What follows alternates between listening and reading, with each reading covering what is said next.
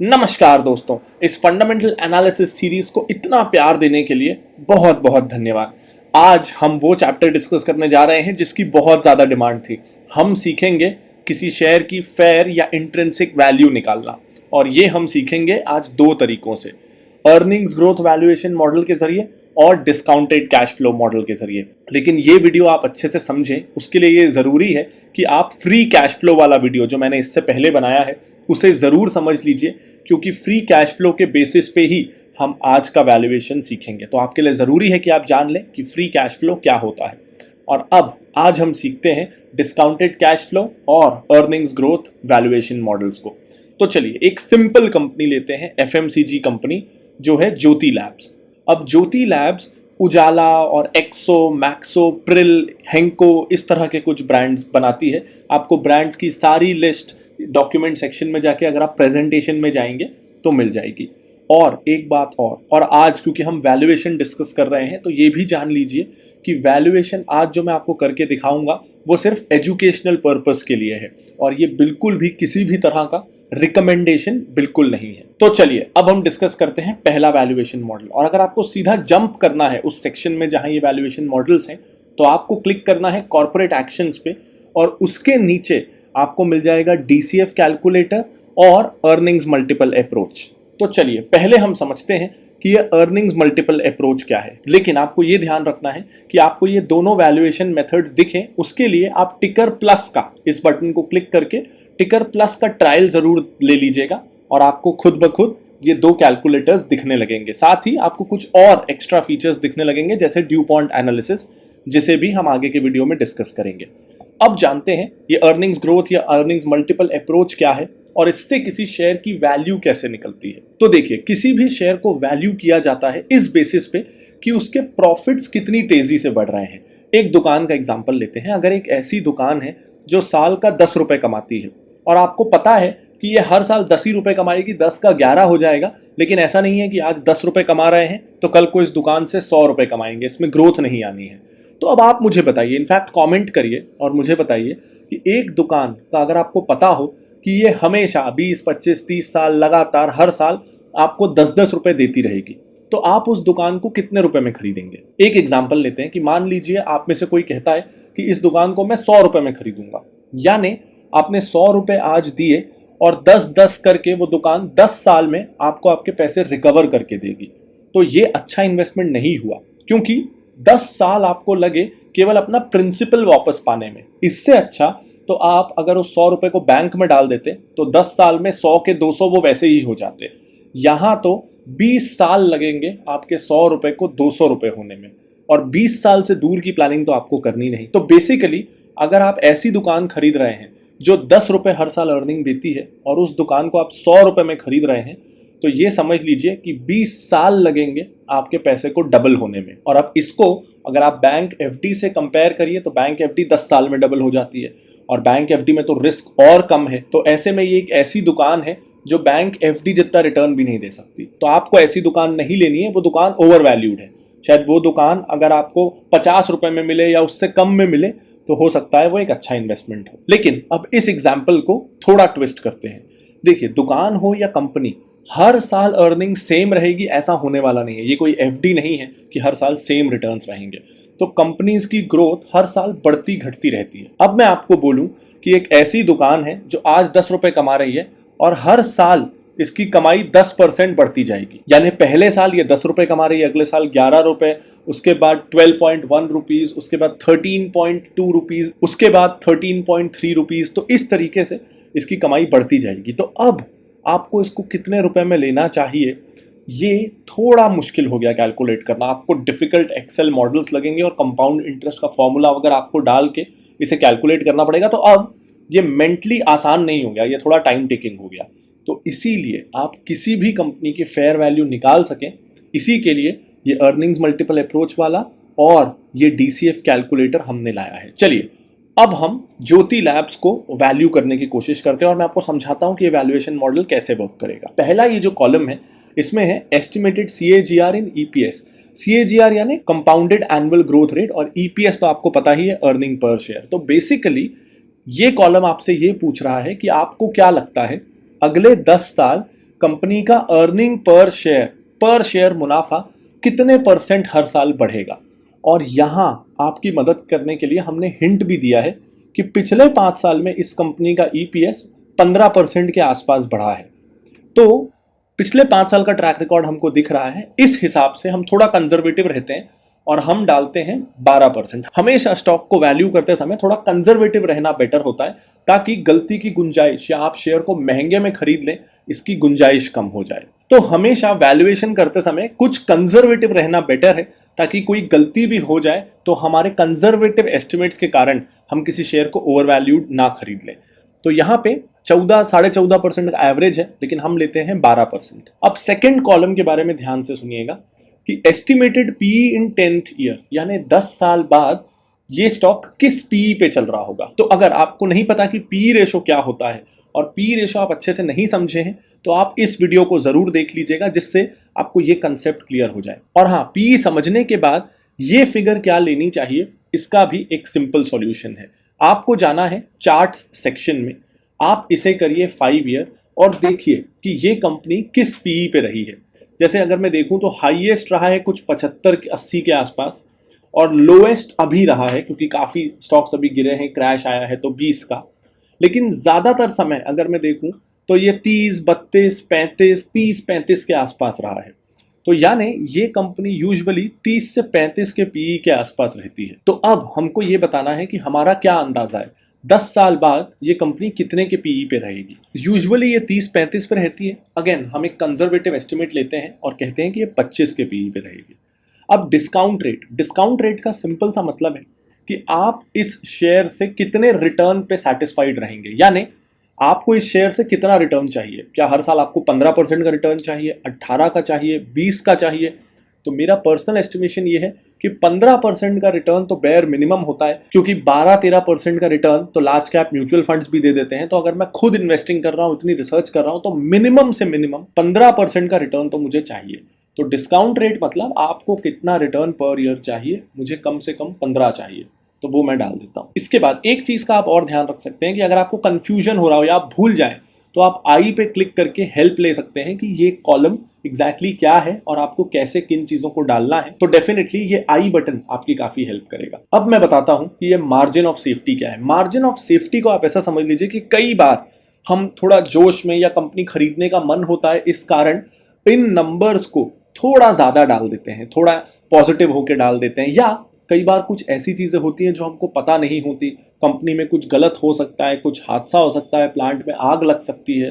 तो ये सारी अननोन चीज़ों से खुद को बचाने के लिए हम एक परसेंटेज ऑफ सेफ्टी लेते हैं कि जो शेयर का फेयर प्राइस है, मेरे को वो शेयर इससे 10%, 20% या 30% डिस्काउंट में चाहिए, ताकि कल को 10% अर्निंग साल 2 साल के लिए ख़राब भी हो जाए तो ऐसा ना हो कि मेरा शेयर मैंने महंगे में ले लिया, ये साबित हो जाए। तो यूजुअली मार्जिन ऑफ सेफ्टी जैसा हमने बताया 10 से 30% के बीच होनी चाहिए, डिपेंडिंग ऑन कि वो किस सेक्टर में है। जैसे ज्योति लैब्स काफ़ी स्टेबल अर्निंग्स वाले FMCG सेक्टर में है, जिसकी सेल्स को बहुत ज़्यादा फर्क नहीं होता, तो इस केस में हम 10% मार्जिन ऑफ सेफ्टी ले सकते हैं। लेकिन कोई यंग IT कंपनी है जिसकी बहुत ज़्यादा अर्निंग्स फ्लक्चुएट होती हैं, उस केस में शायद मैं 25-30% का मार्जिन ऑफ सेफ्टी ले लूँगा। तो बस इस मॉडल में आपको यही 4 चीज़ें डालनी थी, और अब आपको क्लिक करना है कैलकुलेट EPS। तो आपने क्लिक किया EPS और एकदम से आ गया कि आपके डाले हुए इनपुट्स के हिसाब से ये शेयर की फेयर वैल्यू कितनी है। तो अभी जो मैंने एस्टिमेट्स डाले उसके हिसाब से इस शेयर की फेयर वैल्यू आ रही है 100 रुपये के आसपास, और अभी इस शेयर का प्राइस है 114 रुपये के आसपास। यानी हम ये मान सकते हैं कि थोड़ा सा ये शेयर महंगा है अगर हम इन इनपुट्स को सही माने तो ये शेयर आपको 100 या उसके नीचे में खरीदना चाहिए अगर ये इनपुट्स हैं तो 100 रुपये इस शेयर की फेयर वैल्यू हो गई। आपको पता चल गया कि आपको कितने दाम पे इस शेयर को खरीदना चाहिए। आपको किन्हीं बड़े बड़े एक्सपर्ट्स पे डिपेंड करने की ज़रूरत नहीं है। आप 4 सिंपल फील्ड्स इनपुट करिए, मैंने बताया कि आप कैसे करेंगे, और शेयर की फेयर वैल्यू आपके लिए आ जाएगी। इसी तरीके का एक और कैलकुलेटर है, वो है डिस्काउंटेड कैश फ्लो। तो अब हम डिस्कस कर रहे हैं डिस्काउंटेड कैश फ्लो, और इसके लिए जैसा मैंने आपको बताया था कि आपको फ्री कैश फ्लो समझना है, तो आप इस वीडियो को जरूर देख लीजिएगा। और फिर से कंसेप्ट वही है, वहां यानी अर्निंग्स मल्टीपल में हम देख रहे थे कि कंपनी की अर्निंग्स कितनी तेजी से बढ़ रही है और उसके बेसिस पे कंपनी को वैल्यू कर रहे थे। यहां हम देख रहे हैं कि कंपनी के पास फ्री कैश फ्लो यानी एक्चुअल कैश जिसको वो यूज कर सके बिजनेस को एक्सपांड करने में या शेयर होल्डर्स को बांटने में, कंपनी में कैश एक्चुअली कितना आ रहा है। क्योंकि मैंने आपको बताया है कि प्रॉफिट कई बार ज्यादा दिख सकता है लेकिन कैश नहीं आता। तो ये जो डीसीएफ एनालिसिस है ये अर्निंग्स ग्रोथ से सिमिलर है, लेकिन इसमें हम कैश फ्लो से वैल्यू करते हैं। तो इसमें सबसे पहले आपको 3 साल का एवरेज कैश फ्लो को इनिशियल कैश फ्लो के रूप में यहां डालना है, रफली उसके आसपास का ही डालिएगा। तो यहां पे जैसे हिंट है कि 3 साल का एवरेज फ्री कैश फ्लो 196 रहा है, तो हम 196 ही डालते हैं।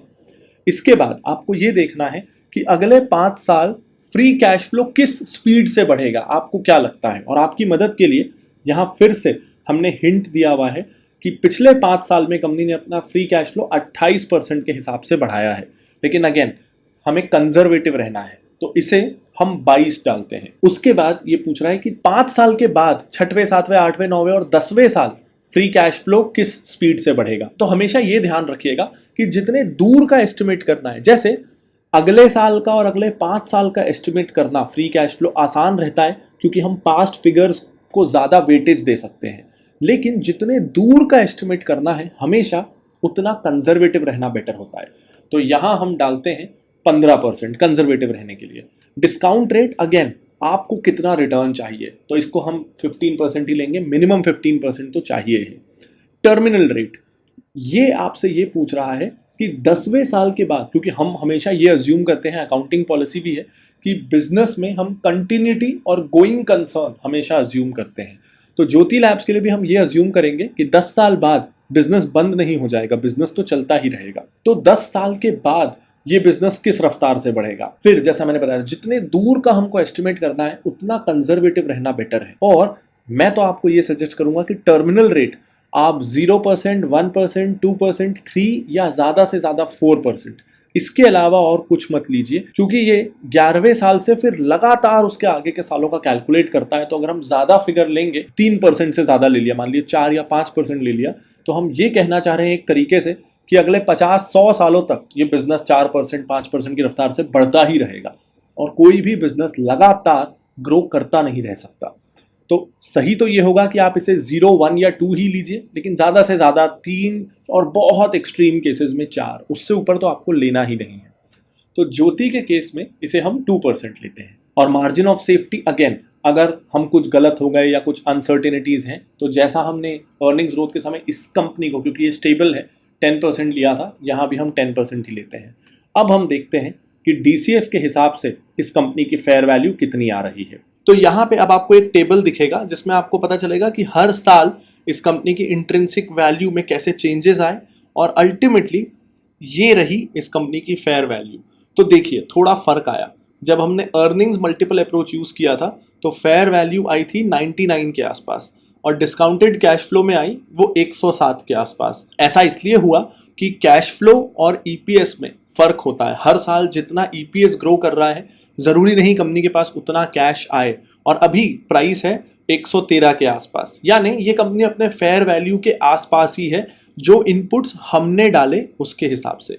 यहाँ एक बात ध्यान रखिएगा कि सब कुछ आपके इनपुट्स पे निर्भर है, इसीलिए इनपुट्स को बहुत ध्यान से डालिएगा क्योंकि जो आप एक्सपेक्ट कर रहे हैं सारे चेंजेस उसके अकॉर्डिंग ही होंगे। चलिए मैं आपको इसका भी एक सैम्पल बताता हूँ।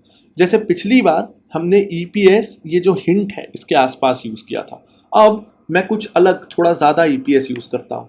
पिछली बार मैंने माना था कि 25 होगा, इस बार मैं मानता हूँ कि 40 होगा। मुझे रिटर्न पिछली बार मैंने माना था कि 15% चाहिए, अब मुझे 12 ही % चाहिए। मार्जिन ऑफ सेफ्टी मुझे चाहिए ही नहीं, मुझे कॉन्फिडेंस है कि मैंने जो इनपुट्स डाले हैं वो सही है। तो पिछली बार 100 का फेयर वैल्यू था, अब चेक करते हैं कि फेयर वैल्यू कितनी आ रही है। अब फेयर वैल्यू आ रही है 687 की, और ऐसे में तो दिख रहा है कि ये शेयर बहुत ज़्यादा अंडर वैल्यूड है। तो देखा आपने कि कैसे हमने जब इनपुट्स चेंज किए तो फेयर वैल्यू भी चेंज हो गई। इसीलिए आपको ज़रूरी है कि जैसा इस वीडियो में मैंने इनपुट्स एक्सप्लेन किए हैं और जहाँ जहाँ हमने हिंट्स दिए हैं उन हिंट्स को यूज़ करिए, और बाकी जगह जो जो मैंने आपको लॉजिक या रीजनिंग दिए हैं उस रीजनिंग के हिसाब से आप फेयर वैल्यू को डालिए। और इसमें कुछ क्लॉजेस और भी हैं, जैसे बैंकिंग स्टॉक्स के लिए ये कैलकुलेटर्स यूजफुल नहीं है। बैंकिंग स्टॉक्स को इस तरीके से वैल्यू नहीं किया जाता, तो मैंने 2 बैंकिंग वाले वीडियोस भी बनाए हुए हैं, उन वीडियोस को आप जरूर देख लीजिएगा जिससे बैंकिंग स्टॉक्स में आपकी हेल्प हो जाए। ऐसे स्टॉक्स जो लॉस में हैं या जो फ्री कैश जनरेट ही नहीं करते, उनमें भी ये कैलकुलेटर्स काम नहीं आएंगे। जिन कंपनियों में कैश फ्लो स्टेबल है और अर्निंग्स स्टेबल है, उन कंपनीज के लिए ये दोनों कैलकुलेटर्स बहुत काम आएंगे। और ये दोनों कैलकुलेटर्स और बहुत सारे इनोवेटिव फीचर्स और कई और फीचर्स जिन्हें हम जल्दी ही लॉन्च भी करने वाले हैं, वो सब का एक्सेस पाने के लिए आपको अवेल करना है टिकर प्लस का ट्रायल या सब्सक्रिप्शन, और आपको ये सारे फीचर्स मिलना शुरू हो जाएंगे। मैं एक इंटरेस्टिंग चीज आपके साथ और शेयर करना चाहता हूं कि अगर आपका टिकर को लेके, फिनोलॉजी के कोर्सेज, हमारे एडवाइजरी सर्विसेज या मेरे वीडियोस को लेके कोई भी फीडबैक है, आप मेरे बारे में कुछ जानना चाहते हैं या फिर आपका कोई फाइनेंस से रिलेटेड डाउट है, तो मैं जल्दी ही लाने वाला हूं आस्क मी एनीथिंग वीडियो। तो आप इस वीडियो के कमेंट सेक्शन में जो भी आप कमेंट चाहते हैं कि मैं आपका नाम लेके अगले वीडियो में पढ़ूं और उसका आंसर करूं, तो आप वो क्वेश्चन इस वीडियो के कमेंट सेक्शन में पूछ सकते हैं और मैं कोशिश करूंगा कि अगले आस्क मी एनीथिंग वीडियो में मैं ज़्यादा से ज़्यादा क्वेश्चंस आपके आंसर कर सकूं। तो मुझे आपके बहुत सारे अच्छे अच्छे कमेंट्स का इंतज़ार रहेगा। और हाँ, ये बहुत अच्छा समय है मार्केट में एंटर होने का, क्योंकि आपको काफ़ी सारे अच्छे स्टॉक्स 2 महीने के पहले के मुकाबले अभी काफ़ी अंडर वैल्यूड मिल रहे हैं। तो ये सही समय है कि आप एक अपनी अच्छी स्टॉक्स या म्यूचुअल फंड्स की पोर्टफोलियो बनाएं। और अगर इसमें आपको हमारी मदद चाहिए तो आप जा सकते हैं invest.phinology.in पे, जिसका लिंक आपको इस वीडियो के डिस्क्रिप्शन में मिल जाएगा, और वहां आपको हमारी सारी सर्विसेज की लिस्ट मिल जाएगी और आप चूज कर सकते हैं आपकी रिक्वायरमेंट के हिसाब से कि आपको कौन सा प्लान सूट करता है और किस तरीके से और कैसे आप हमारी मदद चाहते हैं स्टॉक मार्केट में बेटर रिटर्न्स के लिए। तो जो आपको सूट करे वो सर्विस आप सब्सक्राइब कर सकते हैं। वीडियो के डिस्क्रिप्शन में आपको लिंक मिल जाएगा। उम्मीद करता हूं ये वीडियो आपको पसंद आया होगा। मैं लाता रहूंगा ऐसे और बहुत सारे वीडियोस। तब तक के लिए this is Pranjal Kamra signing off. Bye bye.